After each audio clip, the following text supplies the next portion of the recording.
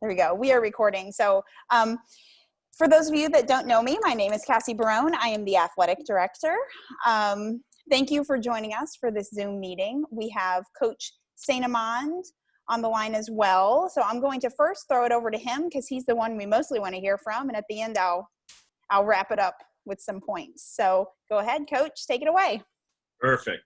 Well, hello, everyone. I think most of you know who I am in one capacity or another. So I get to double this year, triple up this year. So instead of just being the principal of the middle school, I'm also teaching a class and I'm coaching again, which I am absolutely loving. So thank you all for letting your students come out and play. This is a great sport. I have a great love of basketball. A little bit about my background with basketball. I have been coaching now for, I think I've surpassed 20 years of coaching. So I actually started, I played a little bit in college, high school, of course. And then when I moved to Atlanta and the first independent school that I worked for, I coached there for 18 years. And I was everything from an assistant to the varsity coach, all the way to an 8th grade middle school team. And so I've been very blessed to have a lot of players who've actually gone on to the NBA. We've made in high school, our high school teams made 2 Final Four appearances. And I think I've won 5 middle school championship in Atlanta, which is nice because Atlanta's kind of the big leagues of basketball. I mean, there's some great competition there. So I then moved to Alabama for a brief stint and I coached there as well. I was actually a JV and a varsity coach. I have really missed this game. And so the last 3 years when I was a middle and upper school principal, it was a little hectic in my life. This year is just the middle school principal, which I'm loving. I really get to dive in and get involved, and I definitely wanted to coach. So when Cassie said there was an opening, that I was going to jump on top of it. Now, I didn't tell my wife, so we're still seeing a counselor about that. But just keep in your prayers. She just found out literally a week ago that I'm coaching. So it is no fault of Cassie's whatsoever. It's completely my fault. So anyway, I just wanted to give you a little bit of background about my experience in coaching. I love this sport. It's my number one sport. When I grew up in Maine, I would even play it in the wintertime outside.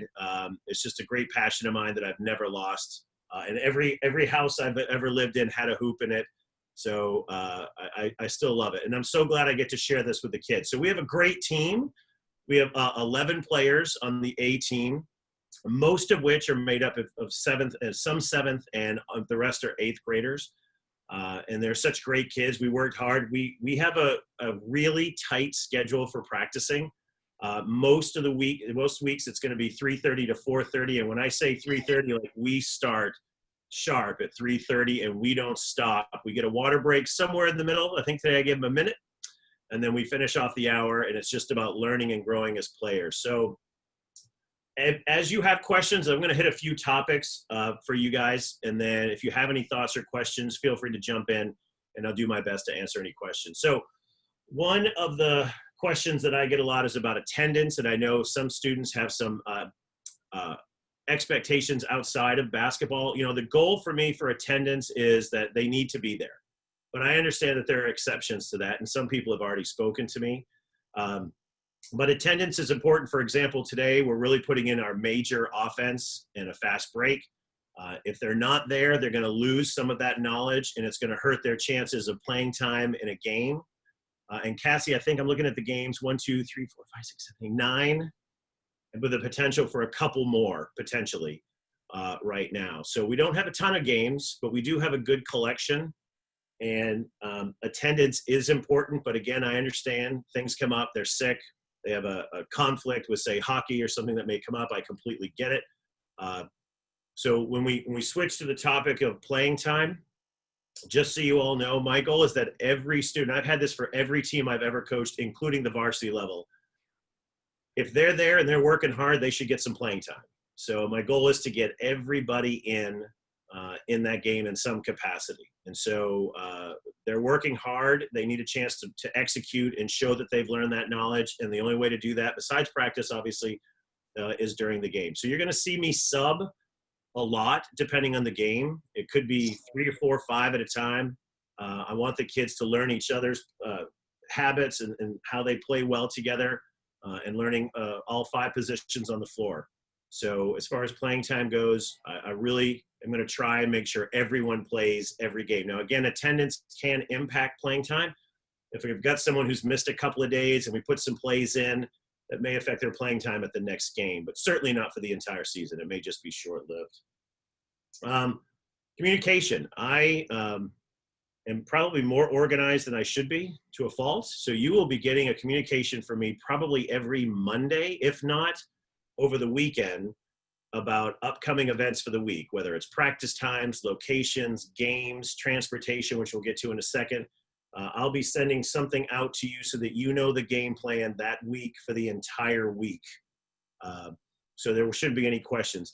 In that email that I'm going to send out soon, I'll probably also give you my cell phone number so that if we are ever in a situation and you're running late and say we're at FBA or at Canterbury, which is kind of far away, and you're running late, or we need some transportation help, you can get a hold of me as quickly as you can just by having my cell number. So I'll make sure that I give you guys that as well. So yeah, look for a weekly email. In that email, we're also going to be talking after games. I always love to shower praise on the kids in any possible way. So we're going to be giving out some weekly game awards for the kids as well. So I mentioned a moment ago about transportation. As you know, at the Village School, we only have 2 small buses and a lot of teams. And thanks to Cassie, we offer a ton of sports. So chances are on any given week for a game, we may not have transportation as on a bus. And Cassie might jump in on a little bit and add to that. Again, I will let you know at the beginning of every week whether we do or do not have transportation and what that means.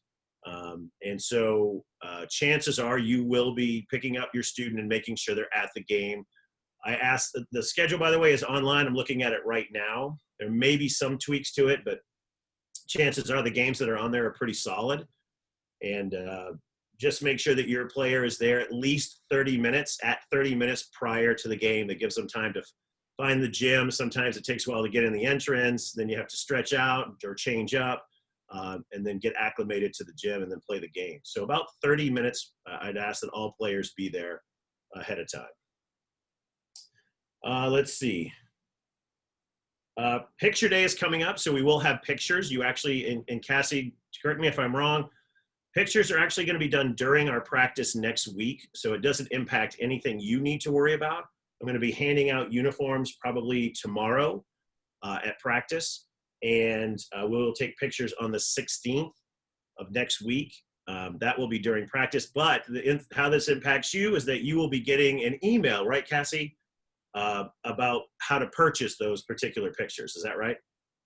Okay. Yeah, it's from the same company that does the regular school pictures. So they'll send proofs to everyone. You don't need to order ahead of time. Okay, perfect. So I will make sure that they're at least dressed. They will try and make themselves pretty for pictures. These are great moments you'll look back on when they're seniors in high school and look at their 8th grade or 7th grade year and playing basketball. So these are great pics. I have them of my son, whether he played basketball or soccer or football, even wrestling one year. That was a struggle for me. So they're great memories to have. So I hope you buy them. We also will have every week, just like every middle school team, book and clock opportunities. So for those parents who can be at the game, I don't necessarily have an assistant. It's just me and the boys.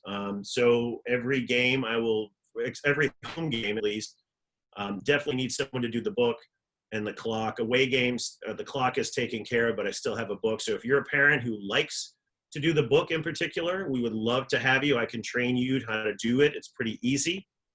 This is middle school basketball, so it's not going to be too labor intensive. So don't think that you're going to be calculating scores of 100 points or more a game. I think we're going to be okay. But anyway, if you are interested in doing that, I would love to have you guys help me out at various games. So during the games, book and clock. So if you can do that, please let me know. Other than that, as the season goes along and there's a concern, again, I'm going to give you my cell phone number and my email I'm going to send to you probably at the end of this week about next week's practices. Feel free to reach out to me. If it's something that's at the heat of the game and you feel like, you didn't like something, my advice to you is just wait 24 hours, let it settle, and call me, and I'd be more than happy to talk you talk you through it, about my thinking, about games, about playing time, if there's a concern on the team with another player.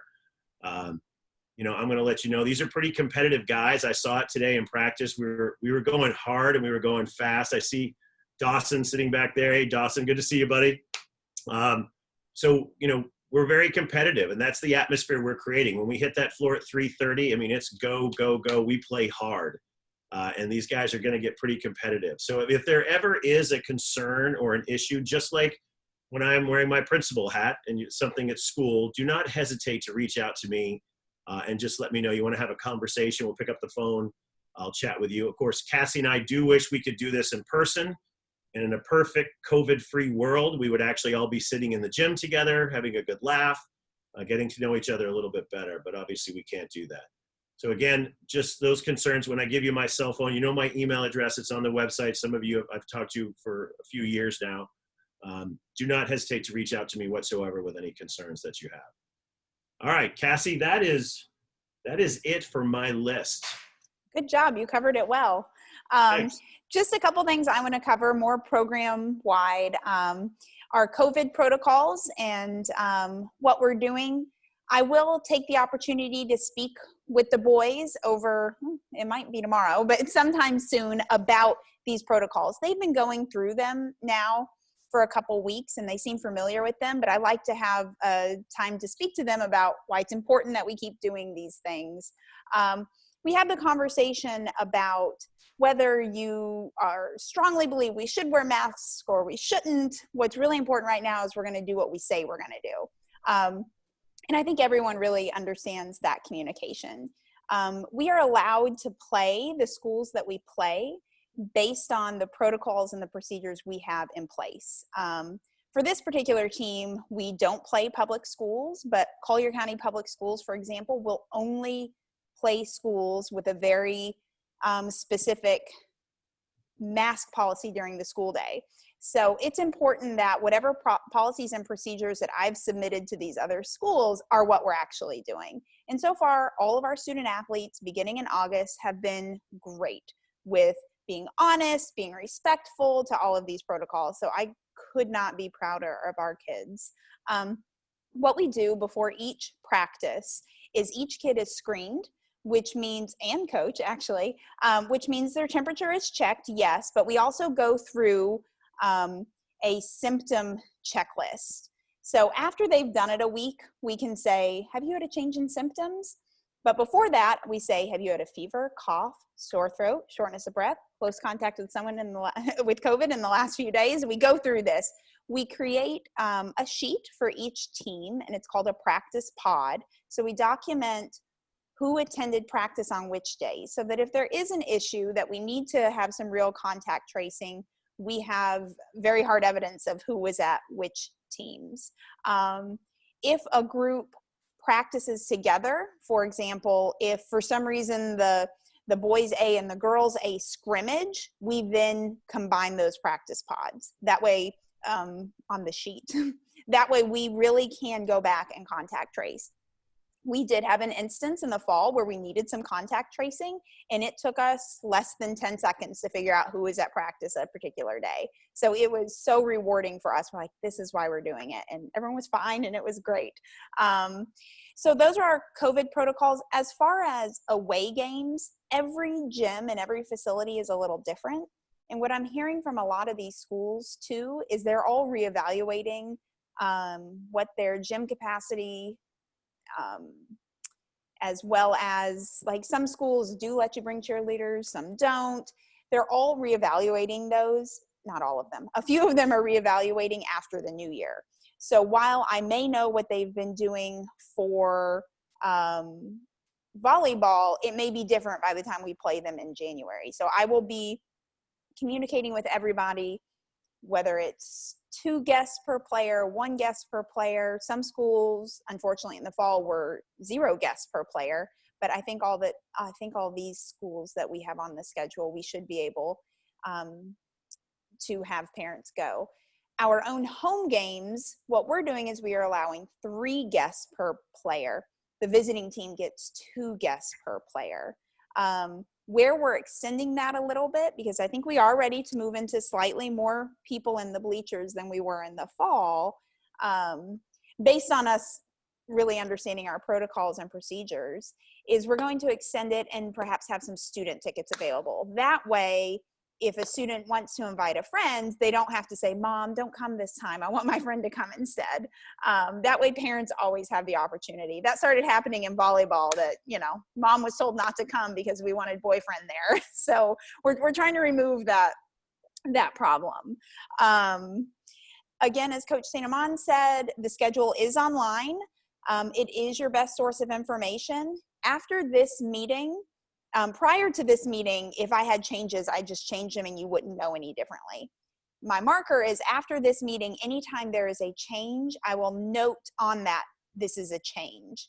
That way you can reference it and go back and just see if there were any changes. Coach St.Amand will also highlight those changes in his weekly email. He's a great communicator, so you're lucky there. Another thing that we need to mention are the NFHS Learn videos, which I know Dawson has already gotten me one, and he's going to work on the other two soon. But every student athlete that participates on a team has to watch 3 videos from the National Federation of High Schools. It is a mandate from the state legislature. So I had some kids say, who do we talk to get this changed? I was like, well, that is going to be quite a complicated task. So let's just do them this year, and then we can talk to the state Senate later. So the links to these courses are available on fhsaa.com. I know that we've sent them out in the past, but a lot of times it's easier to just go straight to the fhsaa.com. You'll go under parent resources, and there's a tab that says NFHS resources. And the kids will all need to complete those. If you have siblings that watch them together or friends that watch them together, that is absolutely fine. The certificates will need to be sent to me, but I need the grown-up in the room to send me an email that said, these boys watched them together. And that is absolutely fine. The other thing, so about the buses, as Coach St.Amand said, I don't know that you all will ever really have a bus. That can be a challenge, I understand. Unfortunately, there's almost always 2 games in front of you, and the earlier games get priority on those buses. We will do our best to help match people that could maybe help carpool.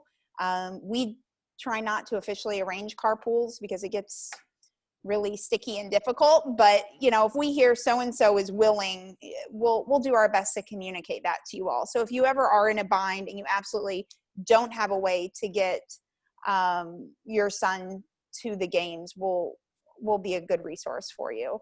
Anything else? And help at games. He was serious. Help at games. It is quite a production to have these games.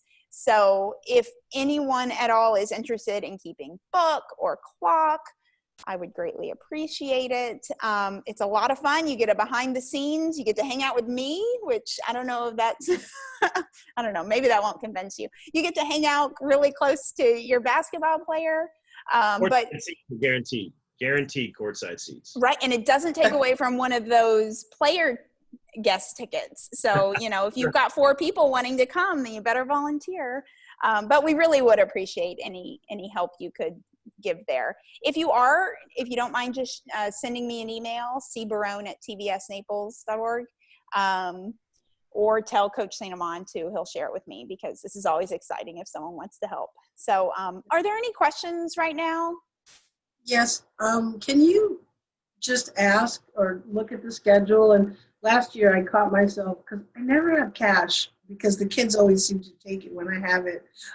So like a couple times I raced to school and then I didn't have money to get in. Like, can we find out who charges and who doesn't, or at least just, you know, maybe I'll put money in the car, but you know, a couple times I was caught short. You know what? And I didn't have any money. Historically speaking, middle schools never used to charge admission. And just in the last couple of years, have middle schools started charging admission. So Megan, thank you for saying that. I will start asking that question because it used to be a question you didn't have to ask because no one charged at middle school. But now no one has cash anymore. You know, we Well, all I'm have in the debit same cards. boat. Thank goodness And I I'm have just a like, special will you card. take my debit card? And they're like, no, we want cash. I'm like, I don't have any. You know, no one has cash anymore. Yeah, when I do the game confirmations, I'll work on asking that question. So yes, thank you for saying that. That's a great suggestion. I'll try to make sure I have that communication. So It was embarrassing. I had to beg a couple of times. You know, like, I don't have any money. Not embarrassing. I never have cash. I'm right there with you. So Anyone with yes. kids has no cash.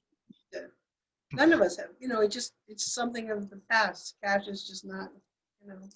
Yep, I hear With ya. COVID now, they don't want you to have cash. Well, and there are some schools that are requiring advanced ticketing. So you actually have to go on their website and buy the ticket ahead of time and show it because they aren't having that. They don't want that exchange, that interaction.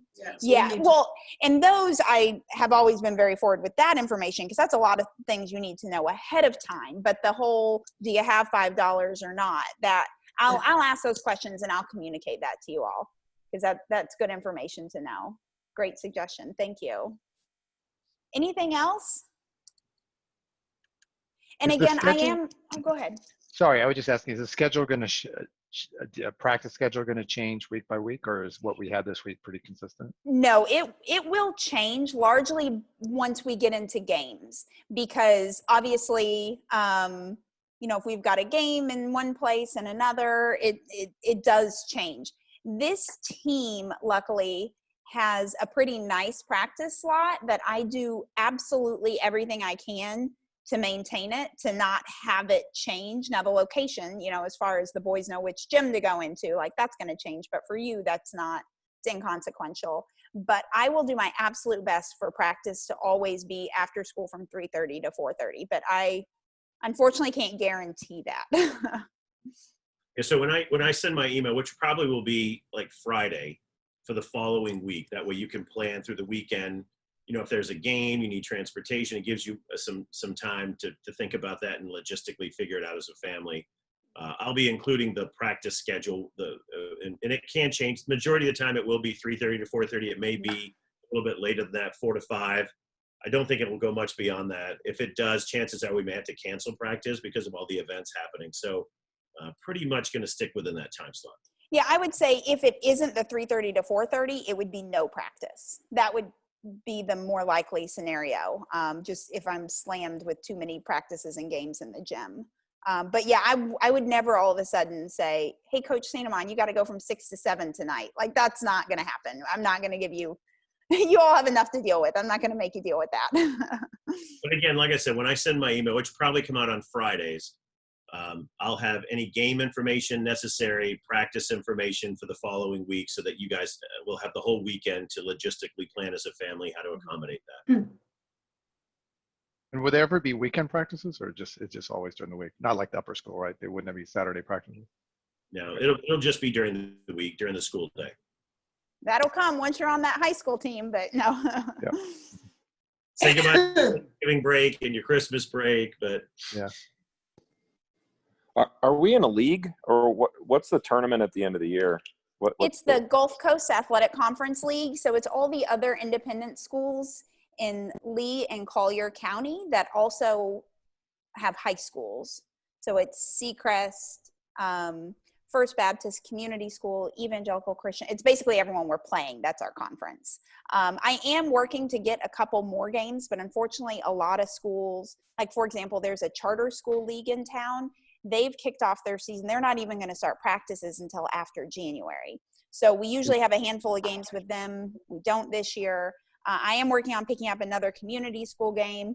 So I am hoping to get another 2 games, but it has been just quite a struggle. Scheduling. COVID has really impacted in ways that I really didn't anticipate.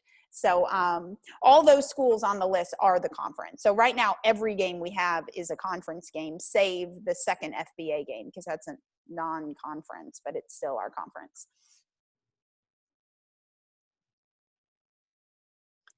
So if you all have, I don't want to keep you all too long.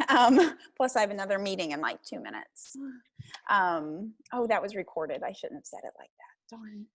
I'm just kidding. No judgment. Yeah, no judgment. Thank you.